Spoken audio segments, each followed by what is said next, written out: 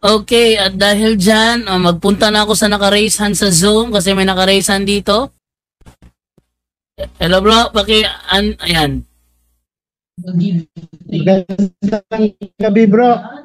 Hello, oh yes, good evening bro. Hello? Oh, Pwede magtanong?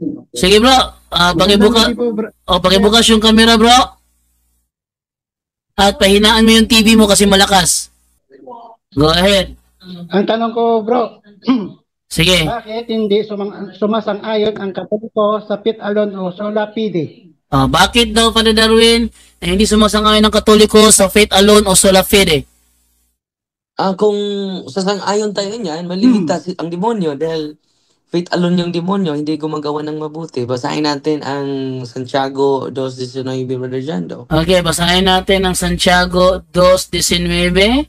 Ang sabi ganito. Okay, sabi ganito.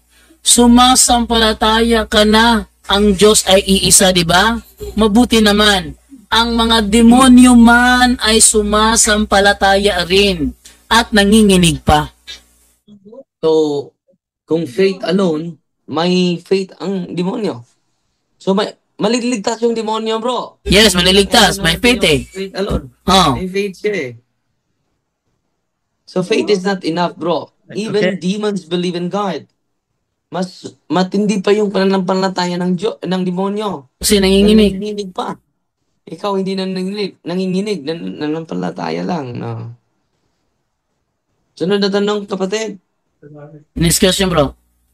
Isa pang tanong, bro. May isa pang tanong. Sige, go ahead. Ano ang kaibahan ng misa ng Katoliko kumpara sa ibang simbahan? Father Darwin, pakisagot. Malaki yung kaibahan. Una, ang misa ng Iglesia Katolika directly given, delegated from Jesus to His apostles dahil tayo lang ang simbahan makakonekta sa mga apostol. Kaya nga, tinatawag ang Roma na St. Peter's Square, yung tinitirahan ng ating Santo Papa. Bakit? Nandun inilibing si Pedro. Therefore, yung simbahan na sa Roma, na merong Santo Papa, konektado sa authority galing ni Pedro. Bakit importante si Pedro? Basahin natin, Brother Jando, Mateo 16 hanggang 19. Okay, ating basahin Mateo 16 hanggang 19, ganito. Sumagot si Simon Pedro, kayo po ang Kristo, ang anak ng Diyos na buhay. Sinabi sa kanya ni Jesus, pinagpala ka Simon na anak ni Jonas, sapagkat ang katotohanan ito'y hindi inihayag sa iyo ng sinuman tao, kundi ng aking ama na nasa langit. At sinasabi ko sa iyo na ikaw ay Pedro, at sa ibabaw ng batong ito'y itatayo ko ang aking iglesia, at ang kapangyarihan ng kamatayan ay hindi magtatagumpay laban sa kanya. Ibibigay ko sa iyo ang mga susi ng kaharian ng langit. Ang ipagbawal mo sa lupa ay ipagbabawal sa langit, at ang ipahintulot mo sa lupa ay ipahihintulot din sa langit. Malinaw na malinaw, kapatid, na ang nakatanggap ng authority sa susi, sa kaharian ng Diyos, ay si Pedro.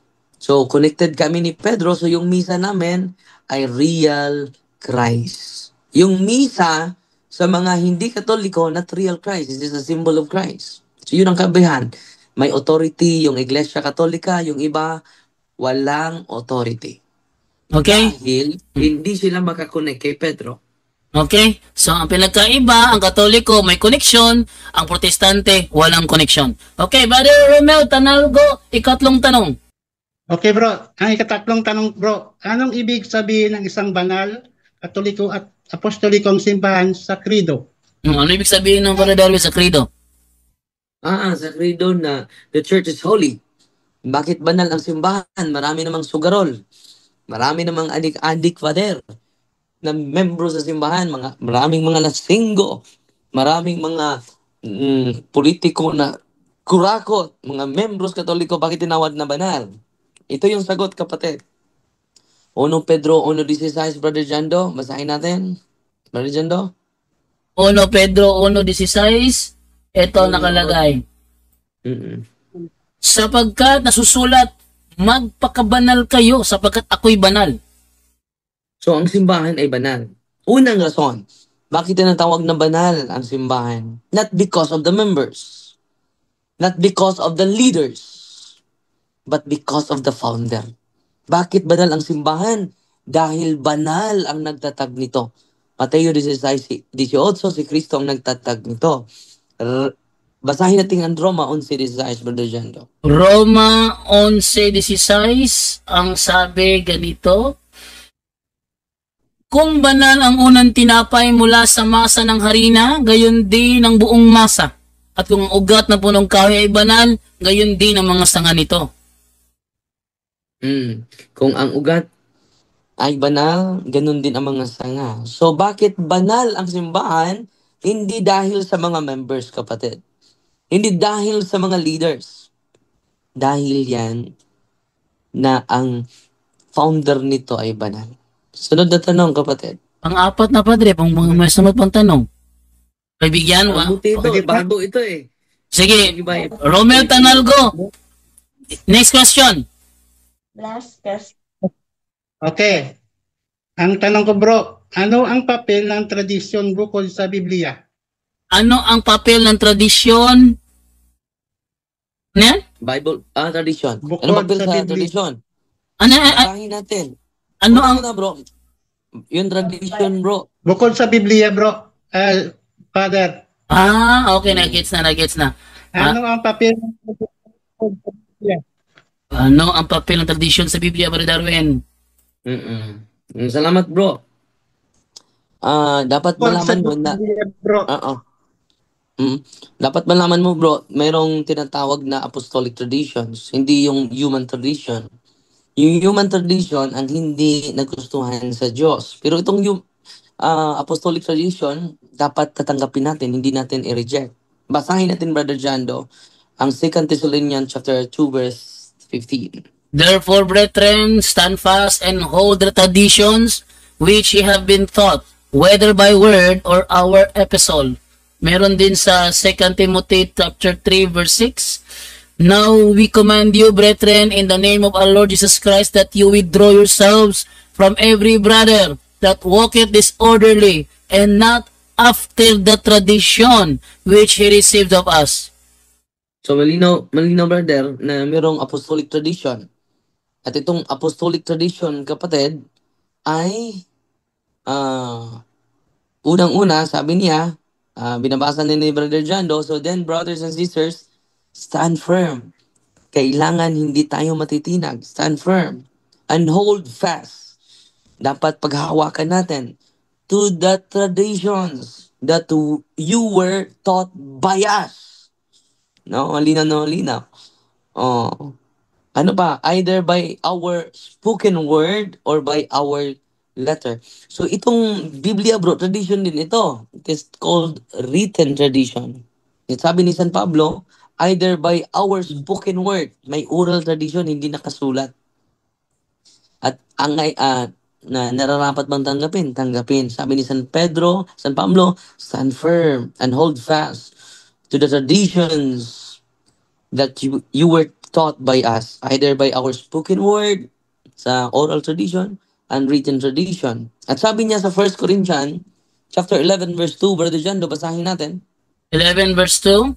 Now I praise you, brethren, that ye remember me in all things, and keep the ordinances as I deliver them to you. Malinaw na malinaw. Ordinances dyan, bro.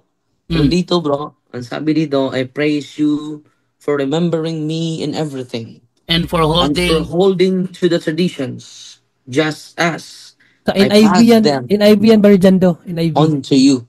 ito, sa screen. Malinaw na malinaw, di ba? Holding the teachings. Pero dito, bro, holding the traditions just as I pass them to you. And then yung binabasa ni Brother Jando sa 2 Thessalonians chapter 3 verse 6, malinaw na malinaw, bro. Now we command you, brothers. Dahil sasabihin nila, wala na yan sa Biblia, hindi namin paniniwalaan. Pero nandyan sa tradition. Dapat din paniniwalaan. Dahil ang sabi ni San Pablo, malinaw na malinaw dito, kapatid, na hold fast to the traditions that you were taught by us. hold fast. Dapat paghawakan natin. Either by our spoken word or by our later. So, yung mga sinulat natin, yung Biblia, written po yun, written tradition. Pero may oral sila eh. Either by our spoken word, no? Ito po yung oral tradition, kapatid, na dapat stand firm, hold fast, dapat panigan natin at hawakan natin itong tradisyon na tinuturo namin sa pamagitan ng pagsulat at sa pamagitan ng salita. So, dapat tatanggapin, kapatid. Pero yung human tradition, kapatid, hindi galing sa mga apostol, hindi natin tatanggapin. Colossus chapter 2 verse 8. Basahin natin, Brother Jando. Colossus chapter 2 verse 8. Okay, ang sabi dito sa Colossus chapter 2 verse 8, mag-ingat kayo upang hindi kayo mabihag ni numan sa pamamagitan ng walang kabuluhang karunungan at pandaraya na ayon sa mga tradisyon ng mga tao at mga alituntunin ng mundong ito, at ang mga ito ay hindi ayon kay Kristo. Linaw na malinaw, yung human tradition, bro. Pero dito sa, bro, hindi ko alam kung anong translation ito. Sa human tradition ang tinatawag dito.